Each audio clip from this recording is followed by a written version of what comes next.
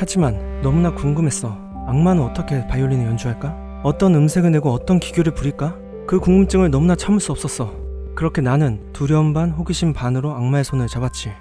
영혼을 내어주었고 그에게 기대 반, 걱정 반에 가득 찬 감정을 품으며 바이올린을 넘겨줬어. 그런데 이럴 수가. 이 세상에는 작곡가 자신들도 어떻게 만들었는지 모르겠다는 곡들이 있습니다. 우리는 그걸 흔히 신들려 썼다고 하죠. 서양권에서는 이런 걸 두고 악마가 만든 곡이라고 합니다. 그리고 이쪽 분야에서 가장 유명한 얘기로는 라흐마니노프의 피아노 협주곡 3번을 들 수 있죠. 작곡가 본인도 어떻게 이런 곡이 만들어졌는지 모르겠다고 말했지만 현재는 세계 3대 협주곡 중에서도 극악의 난이도로 유명한데요. 과연 이 바이올리니스트에게는 어떤 일이 있었을까요? 모든 연주자는 자신의 실력을 인정받기 위해 기교나 테크닉을 갈고 닦잖아. 베네치아 공화국에서 태어난 주세페 타르티니도 그런 사람이었어. 그는 바이올린 연주에 대한 많은 논문과 연구를 남겼고 새로운 음궁법을 확립한 사람이기도 하지. 무엇보다도 트릴의 대가였어. 드릴이 아니야, 트릴이라고. 발음도 어려운 이 기술의 사전적 의미는 악보의 기본음과 조성 내의 이도희 보조음을 단시간에 반복하는 주법이지. 쉽게 말하면 기본음을 짚은 손가락 옆 손가락을 빠르게 떼었다 붙였다 하는 연주법이야. 그런 타르티니를 보고 사람들은 악마에게 영혼을 팔았다. 타르티니의 왼손은 육손이다.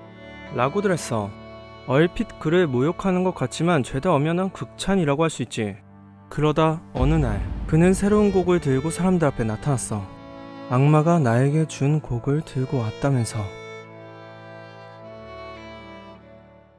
어느 날 밤이었다.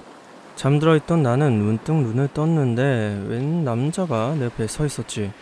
그래서 나는 그걸 보고 깜짝 놀라 일어났는데 나를 본 남자는 미소를 지으면서 내게 물었어. 너가 타르틴인가? 이제서야 나는 그의 모습을 볼 수 있었다.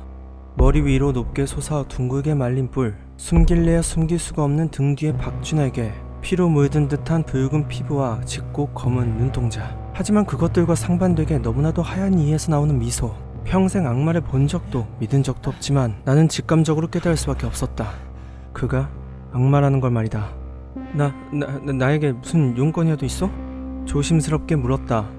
하지만 그와 상반되게 너무나도 여유롭고 미끄러지는 듯한 목소리로 돌아온 말은 딱 악마의 입에서 나올 법한 말이었다. 너에게 한 가지 거래를 제안하고 싶은데 어때? 그는 내가 새로운 곡을 쓰는데 고민하던 걸 알고 있었다. 난 바이올린에 있어서는 아무와도 비견될 수 없는 묘기를 익히고 싶었지. 그래서 그걸 보여줄 수 있는, 모두가 인정할 수 있는 곡을 만들 수만 있다면 얼마나 좋을까 라는 욕심이 악마에게까지 닿아버린 거였다. 머릿속으로는 안 된다는 걸 당연히 알고 있었지. 이래봬도 난 대학에서 신학을 배운 사람이니까. 하지만 너무나 궁금했어. 악마는 어떻게 바이올린을 연주할까? 어떤 음색을 내고 어떤 기교를 부릴까? 그 궁금증을 너무나 참을 수 없었어. 그렇게 나는 두려움 반 호기심 반으로 악마의 손을 잡았지. 영혼을 내어주었고 그에게 기대 반, 걱정 반에 가득 찬 감정을 품으며 바이올린을 넘겨줬어. 그런데 이럴 수가. 그가 들려준 음색은 예상과는 너무나도 달랐지. 파괴적이고 음울할 것만 같았는데 그 예상을 비웃듯 악마가 낸 소리는 너무나도 황홀했어. 게다가 아름다운 선율에는 신들린 듯한 기교까지 담겨 있었어.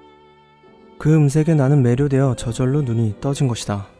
여전히 늦은 밤이었지만 나는 누워있을 수 없었다.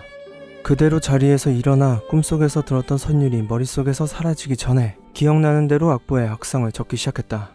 하지만 애석하게도 나는 꿈속에서 들었던 아름다움을 제대로 표현할 수 없었다.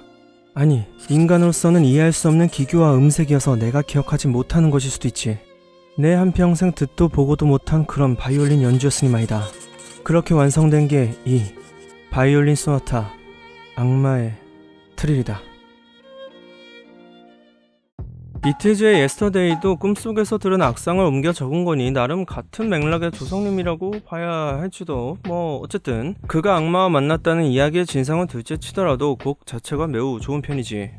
차분하면서도 우울했지만 파도가 치듯 밀려 들어오고 다시 분위기가 바뀌면서 빠르고 격렬하게 긁어대는데 현란하기보다는 괴랄하다는 게 이 곡에 맞는 감상일지도 모르겠네.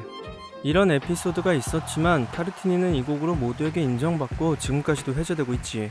하지만 그는 악마가 연주했던 곡을 그대로 살려낼 수 없다는 것에 계속 슬퍼했어.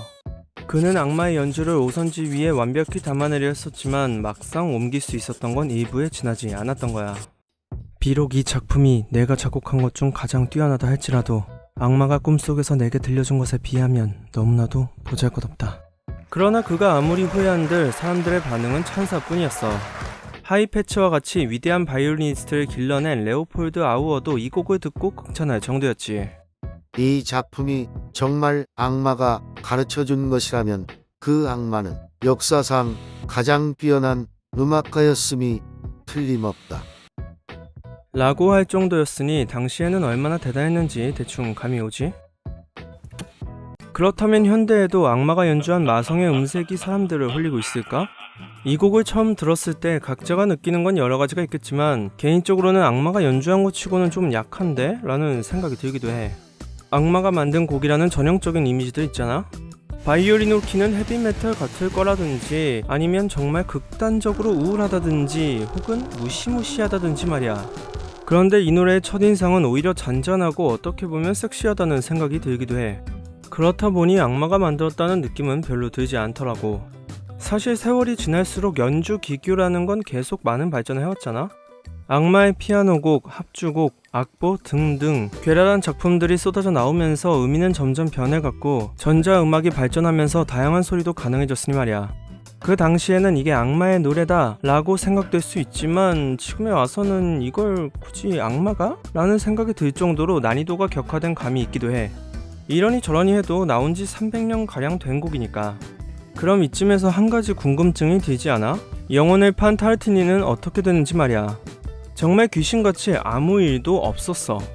타르티니는 77살까지 살면서 그 당시로는 꽤나 장수한 편이거든. 이쯤 되면 거의 곡을 유명하게 만들기 위한 바이럴 마케팅이라고 봐야겠지? 그런데 우리가 잊지 말아야 하는 게 있습니다. 타르티니가 꿈속에서 들었던 원곡을 우리는 들을 수 없다는 거죠. 그는 그저 악마의 연주를 듣고 자신이 표현할 수 있는 그리고 기억해내는 선에서 곡을 옮겨 담은 것 뿐이었으니까요.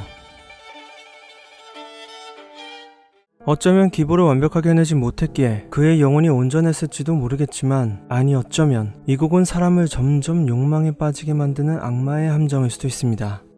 혹자는 이 곡을 듣고 나서 더 자극적이고 강렬한 기교를 듣지 못해서 안달이 났다면 그것이야말로 악마의 속삭임이라고 말했는데 그렇기에 계속 자극적인 걸 갈망하는 것 자체가 욕심이고 악마는 우리에게 그 욕심을 담기 위해 이 노래를 타르티니에게 건네준 건 아닐까요? 악마가 쓴 것으로 알려진 음악은 사실 우리나라에도 있습니다. 물론 이야기가 만들어진 배경이나 여러모로 완전히 다르지만요. 다음 영상에는 그 곡에 얽힌 얘기에 대해서 다뤄보겠습니다. 다음에 또 봐요.